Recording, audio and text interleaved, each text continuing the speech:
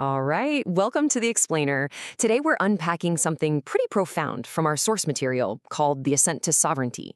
It maps out this incredible journey from just being a passive observer in your own life to becoming the active architect of it. We're talking about forging what the text calls the level 120 mindset. So let's dive right in, shall we? Now, the text kicks things off with a question that, honestly, kind of stopped me in my tracks. It asks, are you using your intellect to hide from life? Think about that for a second. It points out this fascinating trap we all fall into. We endlessly consume information, right? Reading books, listening to explainers like this one, overanalyzing every little concept. But it turns out, all of that can actually be a highly sophisticated shield. It protects us from the friction and the actual risks of living out there in the messy real world. And that brings us to this incredibly raw, devastatingly honest revelation from the text. It says, I don't love knowledge. I love how it makes me look. Wow. That's a bitter pill to swallow, isn't it? But it hits the nail on the head. Our addiction to information isn't always this genuine hunger to learn and grow. A lot of the time, it's just a craving for external validation. We want to seem wise and put together without actually stepping into the arena and taking any real physical risks. So, the source sets up a really striking contrast here. To break this down, on one side, you've got passive consumption. This is the safety zone. You just get to sound wise and grab that cheap, symbolic dopamine hit. But on the other side, active friction. This is the grueling, messy, absolutely crucial process of converting all that theoretical knowledge into undeniable, physical reality. The text makes one thing crystal clear. Knowledge without friction doesn't free you. It actually becomes a prison. Okay, so how do we break out of that prison? Well, the source provides us with an actual map of human consciousness, broken down into these levels of presence. Down at the very bottom, we have level 0. This is the completely disconnected NPC, the non-player character, who's literally just reacting to the world around them. But way up at the summit, we have level 5, or the 120, and this is a state of absolute incarnate presence. Let's walk through these levels. So, starting with levels 1 and 2, the text describes this as the trap of the intellect. People operating here might be brilliant. They're often incredible strategists, but their light is cold. They're operating strictly from a place of ego, of fear, and this desperate need for control.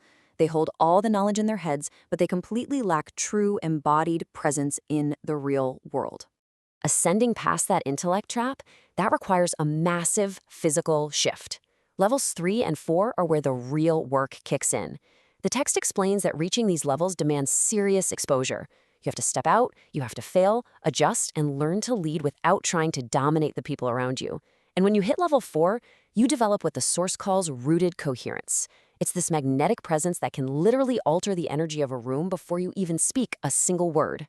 And that brings us to the absolute climax of this entire framework, level 5, or as the source famously calls it, level 120. This is the ultimate state of presence. It's defined as a state of absolute flow, where there is zero, and I mean zero, self-analysis happening.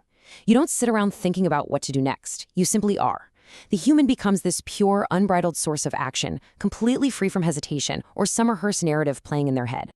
The source illustrates this state beautifully with a quote that really stuck with me. The 12 doesn't seek the light, he is the torch. At this absolute summit of presence, a person completely stops looking outward. They aren't looking for illumination or permission or validation from anybody else. And why would they? Their internal fire is burning so intensely that they literally become the source of light for everything and everyone around them. The really crucial takeaway here is how someone at level 120 actually interacts with reality. You see, instead of reacting to the world or constantly competing with everyone for space, they naturally reorder the environment just by existing in it. The text describes it as almost being like gravity. The whole room just recalibrates to their frequency because their internal state is so undeniably firm. So you're probably wondering, how on earth do you achieve that kind of gravity? The answer is coherence. The source defines this as the absolute absence of internal friction. Basically, it means your intention, your word, and your action are exactly the same thing. No separation. True magnetism and sovereignty, they don't come from having the loudest voice or acting aggressive. They come from your body, your mind, and your soul operating in perfect unified command. Zero contradictions. Which brings us to the core, unbreakable law of this entire philosophy. Action equals truth. Period. Nothing more, nothing less. The source argues relentlessly that knowing is not growing. Listen, you can hold the most brilliant theories in your head, but the only thing that actually dictates your reality is what you physically execute. Your truth isn't what you think you are. Your truth is what you do. But here is where a lot of us hit a massive brick wall, and the text speaks unflinchingly to this harsh reality with one line: "My body doesn't believe me." I want you to really think about that. You might have these huge, grand visions in your mind, but your physical body completely rejects your mental goals. Why?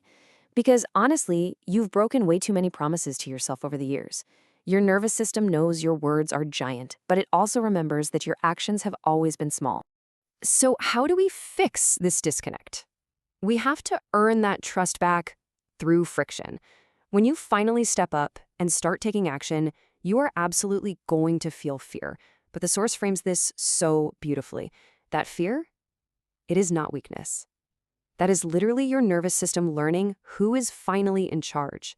You are transitioning your fuel source away from cheap external dopamine and relying instead on an internal burning fire. And yeah, that transition is going to be uncomfortable. What's really fascinating here, though, is the scale of the solution. We so often trick ourselves into thinking that big destinies require these massive, heroic leaps. But the text argues the exact opposite. Macro reality is forged in micro actions. The absolute atomic level of sovereignty is found in tiny, seemingly insignificant moments of daily truth. It is the micro decisions, choosing to speak up, taking one step forward, holding someone's eye contact. Those are the bricks that actually build an empire. To make this practical, the source outlines the exact mechanics for this forging process. Step 1, you have to step into the environment and expose yourself to the physical world every single day. Step 2, speak your truth, especially when it feels uncomfortable. And step 3, execute just one micro-order daily. If you accumulate enough of these tiny, undeniable votes of confidence, your body will eventually begin to believe your mind again. But keep in mind, action isn't just about frantic, constant movement. The text reminds us nothing moves until I decide it does. Silence and stillness, those are active, deliberate choices too. True sovereignty means you aren't just reflexively reacting to every single stimulus that comes your way. You hold the space. You use stillness to calibrate the exact, precise direction of your next move. Silence, when you consciously choose it, is invisible action. Now, be prepared because this forging process is a long-term ascent. The text lays out a rough timeline for us. It starts today with just one day of micro-action. But with consistent daily proof, it takes roughly 18 months for your body to fully integrate and actually believe this new reality. And it can take up to 5 years of total coherence to reach that absolute sovereignty of level 120. It demands relentless patience. As you walk this timeline and put in the work, the source claims you begin to generate a coherence field. It's a wildly fascinating concept. It's essentially a gravitational pull created by absolute internal truth. When you become fully coherent, you act as a catalyst. Your very frequency forces the people and the environment around you to either align with your energy or leave completely. It literally does the filtering for you. The text paints a highly cinematic picture of what it's like to actually witness this in the wild. It says, "When he breathes, the world orders itself." Wow. It's this profound realization that a human being, perfectly aligned in mind, body, and soul, simply becomes an inevitable force of nature. They aren't seeking power over anybody else. Their power is just a natural consequence of complete self-mastery. So let's summarize this massive paradigm shift we've been exploring in this explainer. The big move is this. We are completely pivoting away from seeking external validation, that hollow desire to merely be seen by others as a success. Instead, we are dedicating ourselves to forging internal sovereignty. And that means committing to the solitary, grueling, daily physical work required to actually govern your own reality from the inside out. Which brings us to the ultimate takeaway from all this material. Theory means absolutely nothing without execution. So I want to leave you with this challenge. What is one physical, undeniable action you can take today, I don't care how small it is, to prove to your physical body that you are awake? Shut off the noise, stop passively consuming, and step into the arena to create your own coherence field.